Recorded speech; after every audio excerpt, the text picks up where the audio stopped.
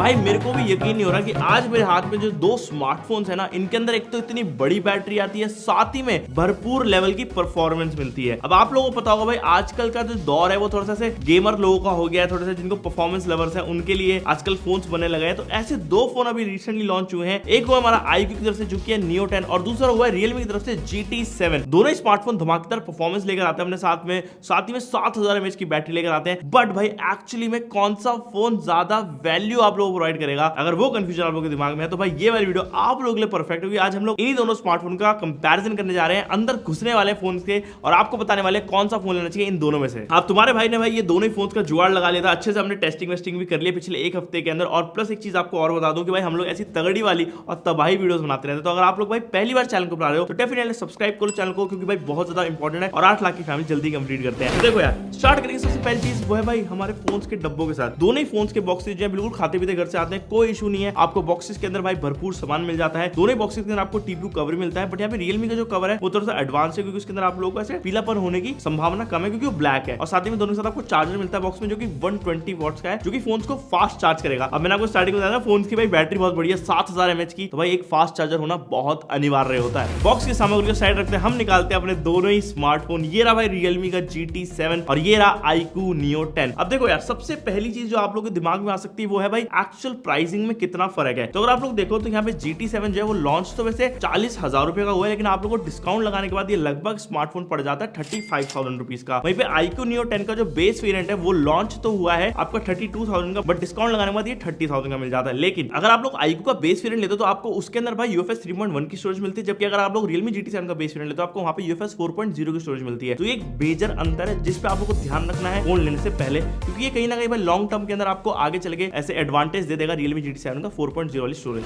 Pricing का मुद्दा side में आता है, अब आती है बात भाई दोनों ही फोन्स की एक ओवरऑल लुक्स की। अब देखो लुक्स सब्जेक्टिव होते हैं, सब लोगों को अलग अलग चीजें पसंद आती है। अब iQOO Neo 10 आप लोग कह सकते हो अपने स्टैटिक डिजाइन को ही लेकर आगे आ रहा है, जो इनका डिजाइन हमेशा से रहा है, थोड़ा सा से गेमर्स वाइब वाला। यहाँ पे आपको डुअल टोन फेस देखने को मिल जाती है। वैसे इसमें सेकंड एक और कलर आता है, अगर आप लोगों को सटल कलर लेना है तो आप लोग वाला ले सकते हो, बट अगर आप लोग iQOO फैन हो, गेमर एक भाई हो अपने, तो आपको ये वाला कलर थोड़ा ज्यादा अट्रैक्टिव लगेगा, क्योंकि एक तो डुअल टोन है, थोड़ा रेसिंग वाइब्स है इस वाले के अंदर। बाकी आप लोग कैमरा के अगर आसपास देखोगे तो आपको एक रिंग के अंदर ऑरेंज टोन मिलती है। वहीं पे Realme GT 7 के अंदर आपको एक ये सटल कलर मिलता है। मेरे को पर्सनली सच बताऊं तो ये वाला कलर थोड़ा ज्यादा बेटर लगा। बट यहाँ पे GT 7 का जो एक प्लस पॉइंट आप कह सकते हो जो मेरे दिमाग में है वो ये कि जिसका कैमरा का जो कटआउट है वो थोड़ा मेरे को बेटर लगता है एज कम्पेयर टू iQOO। अब ठीक है हो गया, क्योंकि मैं iQOO 13 से देखता रहा बिल्कुल सेम सही है। GT 7 का थोड़ा सा अलग है, अच्छा लगता है देखने में। यहाँ पे इसमें एक्सेंट भी आपको मिलता है रेड कलर का, जो थोड़ा सा डिफरेंट है। एंड ये अपने ऊपर डिपेंडेंट वाली चीज देखो, आपको शायद iQOO का डिजाइन पसंद आ सकता है, मेरे को यहाँ पे Realme का थोड़ा सा बेटर लग रहा है, बट ये सब्जेक्टिव चीज है, पहले ही बता रहा हूँ। अगर आप साइड से देखो दोनों के अंदर आपको रेक्टेंगुलर स्क्वायर ऑफ बॉडी देखने को मिल जाती है, तो फ्लैट बॉडी है, कोई ऐसी दिक्कत नहीं है। बट एक चीज है जो एक्सेंट के अंदर Realme ने यहाँ पे खेला है, जिसके अंदर पावर बटन आपका थोड़ा सा एक एक्सेंटेड कलर में थोड़ा सा वो अलग फील करवाता है। अब बहुत ही इंटरेस्टिंग बात है कि दोनों ही फोन वैसे तो प्लास्टिक बिल्ड के साथ आते हैं, और दोनों ही फोन का जो वेट है वो भी लगभग सिमिलर सा ही है, जो कि है 206 ग्राम का। और ये देख के मेरे को भी ऐसा हैरानी थी कि भाई दोनों सेम फैक्ट्री में तो नहीं बन रहे, बट खैर वो बात एक अलग है। यहाँ पे अगर आप लोग थिकनेस भी देखोगे तो उसमें थोड़ा सा फर्क आता है। जो हमारा iQOO Neo 10 है ये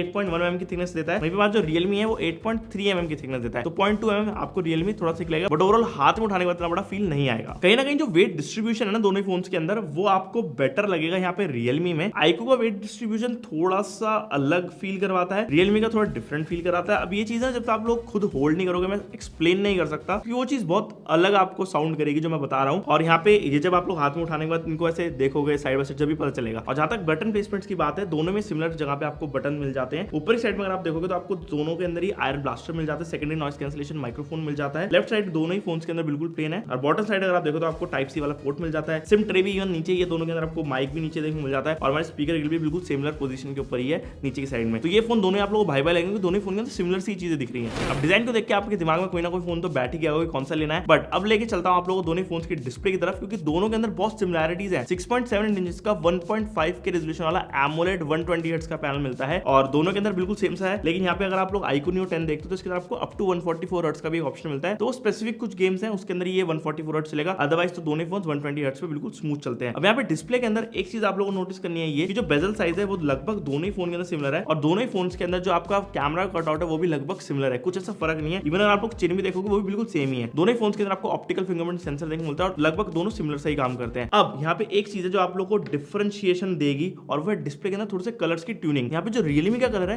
वो थोड़ा सा आपको और ज्यादा सैचुरेटेड लग सकता है as compared to iQOO Neo 10। तो अगर आप आपको सैचुरेटेड कलर्स पसंद है, वाइब्रेंट कलर पसंद है, तो आप लोगों को Realme की डिस्प्ले यहाँ पे ज्यादा पसंद आएगी। Realme के अंदर एक चीज और ध्यान देने वाली है कि अगर आप लोग Netflix के अंदर जाते हो और दोनों के अंदर वैसे L1 का सपोर्ट मिलता है, तो फुल एचडी कंटेंट और HDR कंटेंट भी प्ले कर सकते हैं, बट Realme की डिस्प्ले यहाँ पे डॉल्बी विजन कंटेंट भी प्ले कर सकती है, तो ये एक्स्ट्रा स्टेप है। वैसे दोनों फोन 4K वीडियोस प्ले कर पाएंगे YouTube के अंदर क्योंकि पावरफुल है, तो उसमें कोई दिक्कत नहीं आती। और हाँ, अगर आप लोग आउटडोर विजिबिलिटी की बात करो तो यहाँ पे हल्का सा फर्क आप लोगों को देखने को मिलेगा। वैसे दोनों ही फोन्स बहुत ज्यादा ब्राइट है, लेकिन iQOO हमारे को 2000 निट्स का HBM देता है, वहीं पे Realme हमारे को 16 निट्स का HBM देता है। ये अगर आप लोग ऐसे देखो कि साइड बाय साइड ज्यादा बड़ा फर्क नहीं है, बट स्टिल थोड़ा सा बेटर है iQOO Neo 10 के अंदर। बट डिस्प्ले की क्वालिटी एंड ट्यूनिंग मुझे Realme की बेटर लगी और ये पर्सनल चॉइस हो सकती है। और एक और चीज जहाँ पे आपको भाई फर्क मिलता है वो है PWM डिमिंग। यहाँ पे जो हमारा Realme GT7 के अंदर 2160 हर्ट्ज की PWM डिमिंग मिलती है, वहीं पे हमारे को iQOO Neo 10 के अंदर 4320 हर्ट्ज की PWM डिमिंग मिल जाती है। तो ये एक फर्क है। वैसे तो दोनों के अंदर आपको कोई दिक्कत नहीं है, लो लाइट के अंदर दोनों ही डिस्प्ले फ्लिकर बिल्कुल भी नहीं करेंगी, तो आपको इतना महसूस भी नहीं होगा। तो इस वाली चीज के ऊपर अगर ध्यान नहीं भी दोगे तो भी चलेगा। अब इतनी सारी डिस्प्ले की बात हो गई तो भाई प्रोटेक्शन भी इंपॉर्टेंट है। तो यहाँ पे Realme में यूज करेगा Corning का Gorilla Glass 7i, एक अच्छा ग्लास है आपको पता ही है। और वहीं पे हमारे iQOO Neo 10 के अंदर मिलता है शॉर्ट सेंसेशन ग्लास, ये भी ठीक है, बट अगर ब्रांड वैल्यू के हिसाब से देखें तो यहाँ पे Realme ने थोड़ा ज्यादा पैसा खर्च करा ग्लास में। अब डिस्प्ले अच्छी हो बट उसके बाद जो हमारा मल्टीमीडिया एक्सपीरियंस है या फिर आप कह सकते हो कंटेंट वॉचिंग एक्सपीरियंस है, वो निर्भर करता है भाई स्पीकर्स के ऊपर भी, क्योंकि वो एक बहुत मेजर चीज है। तो यहाँ पे दोनों ही फोन के अंदर आपको स्टीरियो स्पीकर का सेटअप मिल जाता है। एंड वैसे तो भाई मैंने देखो दोनों फोन से आवाज सुन ली है, लेकिन मुझे जो फील हुआ वो ये था कि जो Realme GT7 है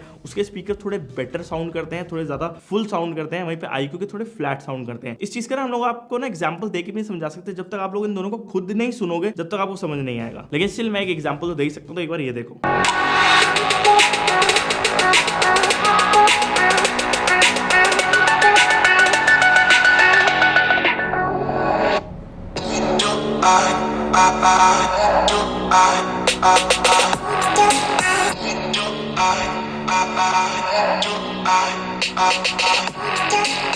अब साउंड का आपको पता चल गया, वैसे दोनों फोन के अंदर आपको LTAC का सपोर्ट मिल जाता है, तो क्वालिटी आपको ऑब्वियसली साउंड की अच्छी मिल जाती है। अब यहाँ पे बात करेंगे हम लोग एक्स्ट्रा फीचर्स के अंदर हैप्टिक्स की, क्योंकि एक बहुत ही इंपॉर्टेंट फैक्टर होता है ये किसी भी स्मार्टफोन का, ये आपको फ्लैगशिप एक्सपीरियंस देने के अंदर बहुत ज्यादा इंपॉर्टेंट होता है। वैसे तो दोनों ही फोन के अंदर आपको हैप्टिक्स अच्छे मिल जाते हैं, लेकिन यहाँ पे Realme ने एक और बार बाजी खेली, क्योंकि इसमें आपको ओ हैप्टिक्स मिलते हैं, जिससे कि आपको ओवरऑल ज्यादा स्ट्रॉन्ग वाइब्रेशन मिलती है। तो अगर आप लोग कुछ भी टाइपिंग कर रहे हो, कुछ भी ऐसे लिख रहे हो, आपको यहाँ पे ज्यादा बेटर फील कराएगा Realme कंपेयर टू iQOO। और इंप्लीमेंटेशन भी यार बहुत ज्यादा इंपॉर्टेंट होती है, तो यहाँ पे Realme की जो इंप्लीमेंटेशन है हैप्टिक्स को लेके वो भी ज्यादा बेटर है एज कंपेयर टू iQOO, जिस वजह से यहाँ पे आपको ज्यादा अच्छा फील कराएगा। वैसे आपको एक चीज और ध्यान रखनी है, इनिशियली जब मैंने प्राइसिंग की बात की तो दोनों फोन के अंदर 5000 रुपए का लगभग डिफरेंस आ जाता है। वो भी 5000 का डिफरेंस जब आता है जब आप लोग भाई इस वाले फोन को एक्सचेंज और उन सब चीजों के साथ लेते हो। बट अभी थोड़े टाइम के बाद Realme GT7 और सस्ता हो जाएगा, क्योंकि Realme की आदत है कि ये स्मार्टफोन के प्राइस को बहुत जल्दी गिराते हैं, तो उसके बाद शायद कंपैरिजन और ज्यादा वैलिड हो। खैर यहाँ पे बात करना चाहूंगा मैं परफॉर्मेंस की। सबसे ज्यादा इंपॉर्टेंट चीज मुझे पता है यही आप लोगों के दिमाग में हर जगह बसी हुई कि भाई परफॉर्मेंस का क्या हिसाब है, क्योंकि iQOO के अंदर Qualcomm Snapdragon 8s Gen 4 use करा गया है, Realme GT7 के अंदर यूज करा गया है MediaTek Dimensity 9400E। दोनों ही बिल्कुल लेटेस्ट चिपसेट है, दोनों ही भाई इंडिया के अंदर पहली बार लॉन्च हुए हैं इन वाले स्मार्टफोन्स के साथ ही। और भाई आपको सच बताऊं दोनों ही बेहतरीन परफॉर्मेंस देते हैं। अगर आप लोग नॉर्मल गेमिंग जैसे BGMI हो गई, COD हो गई, ऐसे कोई भी गेम खेलते हो मस्त चलती है, लेकिन अगर आप लोग यहाँ पे कुछ भी एक्स्ट्रा करने की कोशिश करते हो तो